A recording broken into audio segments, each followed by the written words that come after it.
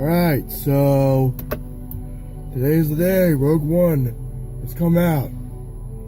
My showing is at 10 o'clock. Just gotta get the ticket. Listening to some episode 3 music, because I actually really love the soundtrack. I think that Revenge of the Sith is probably my favorite soundtrack. This is probably due to nostalgia. It's not really objective. Or, everything's subjective, so what am I talking about? Anyway, pre-thoughts before the movie. This is going to be the last time I think a Star Wars movie is truly special. Now, what do I mean by that? Well, I mean the feeling of seeing a new Star Wars movie. I mean, with what you gain, you also lose something. And what this movie is right now is the final time, I think, seeing a new Star Wars movie is going to be something truly special. The reason why I think it's still special right now is because this is a new type of Star Wars movie. It's not focusing on any of the Skywalkers or any Skywalker relatives or anything relating to the original trilogy or prequel trilogy or anything like that. No, I did not try with sunglasses on, I guess. I needed them for videos like this. I'm excited, man. I mean, I want to see what this is. I have not seen any Rotten Tomatoes score. I've skipped every review from Chris Stuckman, Jeremy John, James Rolfe, people like that. Because I want to see this movie fresh for myself. I want to enjoy this. I don't want to think about spoilers or anything. And you guys can't give me spoilers because this video's pre-recorded. Ha ha ha ha. So by the time I'm out and filming the next part of this video, I will have already have seen the movie. One day someone is going to do a Darth Pride Boy cringe compilation. I swear to God that's going to happen. I've also got my Star Wars shirt. Nothing here. One of my many Star Wars shirts. It's got my college stuff on it and Star Wars related, so why not? And I'm so happy I got a parking space because during The Force Awakens, my mom was driving. So the problem with that was, obvious. Well, she's very late. She's a very tardy person. So we didn't miss the movie. But I was telling her mom, we're going to get out of here. I was like, oh, Brian, don't worry. The theater was packed. We had to park somewhere there. And my mom had a knee problem, and she still does. But, yeah, I was right about getting here as on time as possible. So, I am totally looking forward to this movie. I think it's going to be a great film. I don't think it's going to be Force Awakens good, but it's going to be a good movie. And as I said, we don't need any dumbass Trump supporters' money. Because people like me are happy to support it, which I am by seeing the movie right now. So see ya after I have seen the movie. Well, I'm excited. It's gonna be great, man. First time for everything. That was probably one of the most powerful Star Wars films I have ever seen. I mean, I love Force Awakens. Shit, man, this is better than Force Awakens, I think. Oh my God. Oh, I'm still taking it all in, it was. Oh my God, that was a powerful Star Wars film. That was really a powerful movie. I'll meet you guys back in my chair in a minute because I gotta drive and oh my God, man, I'm tearing up because it was just that powerful film, man. See you in a few minutes or a few seconds or right now from where you guys are sitting. I'm worried my Darth Vader cardboard cutout is gonna kill me. Because I know the location of the Death Star plans. Fucking asshole. Yeah, but in all seriousness, I do have a Darth Vader cardboard cutout, and man, he has a moment like he's fucking Jason Voorhees or some shit in this movie. Like, damn!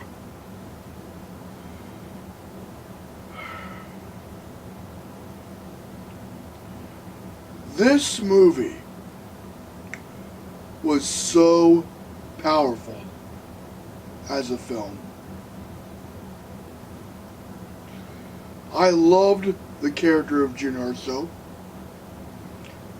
I loved the way they brought up, or they tried to bring back, different characters from the movie. You know, shit we thought would be impossible, frankly. But I'm getting ahead of myself. Let me just tell you the plot. You know the opening title crawl in A New Hope? It's that. This is the story about the rebel spies that got the Death Star plans to Princess Leia in A New Hope. In fact, I don't know if this is a spoiler. See, it's very weird because I'm going to say borderline spoilers. So, borderline spoilers. Vader's in this movie. Tarkin's in this movie through a CG recreation. A really good, amazingly good CGI recreation. I mean, they have come a long way since Terminator Salvation and Tron Legacy. And if you've seen those movies, you know what the fuck I'm talking about. They look like they got in a time machine and brought Peter Cushing from 77. And they got Carrie Fisher from 77. It's astonishing to me. They even throw in one of the rebel pilots from the Death Star plot. From the Death Star battle from A New Hope. Like, Lockyer spoils in attack position. Holy shit. It just looked amazing. And the emotions that I felt within this movie were unlike anything I ever felt. Again, this might be a minor spoiler, but this isn't the first Star Wars movie to not include an opening title crawl. But this is the first Star Wars movie to just jump right into the story. No title crawl, no nothing. Just long time ago, galaxy far, far away. Bam! Here's your fucking movie. And there's just so much about this movie, like The Force Awakens, that I am tempted to give away in this review. And you might think I'm crazy for holding back spoilers, but I stayed away from Chris Stuckman. As I said, I stayed away from Jeremy Jahns. I stayed away from Schmoes Know. I stayed away from Cinemassacre, as I said in my introduction. I even stayed away from Rotten fucking Tomatoes. Just so I can dive into this movie fresh. No one talked during this movie. Everyone was sucked in. Because the story of this movie, the fact that you don't have any connection to any of these people. This is probably what it was like to see A New Hope in cinema. Seriously, you don't know who any of these characters are, except Vader, Tarkin, and Leia. But the main cast of Rebels, they grow on you. Aside from Jyn, who is such a well-developed character in this film. She is the protagonist, she is a badass, she is an interesting character.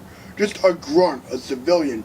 No force wield, no chosen one, no son of the chosen one, no Jedi, no none. The Force is in this movie, obviously, but it's more like a very spiritual thing in this movie. Doesn't really touch on the midichlorians or Jedi or Sith. The Sith are in this movie through the form of Vader, but that's it.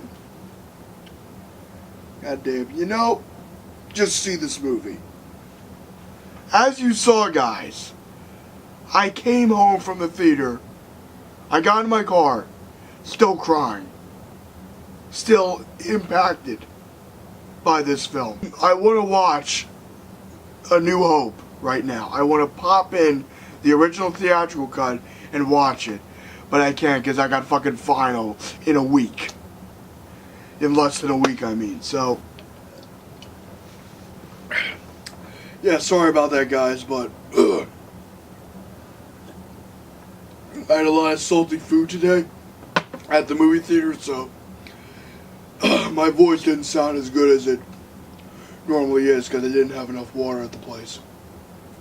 But nevertheless, do you want to know how much I love this movie? Obviously, if I'm going to rate the damn thing, it's a 10 out of 10. Hands down. This is as good as The Empire Strikes Back, I think. The grit is there. The brutality is there. The gruff, the grime, the plight of the Rebel Alliance is in this movie. The struggle that was in that movie is in this movie. I love this movie so much that I wish I had the Blu-ray of it right now. That's how much I love this movie. I want to get an action figure of Jyn Erso and hang her right next to Black Widow. That is how much this movie affected me. See it right now. Shut off my review. Don't pirate it, you naughty motherfuckers. Don't you dare pirate it. Save up some money. Go to the fucking theater. It's worth it.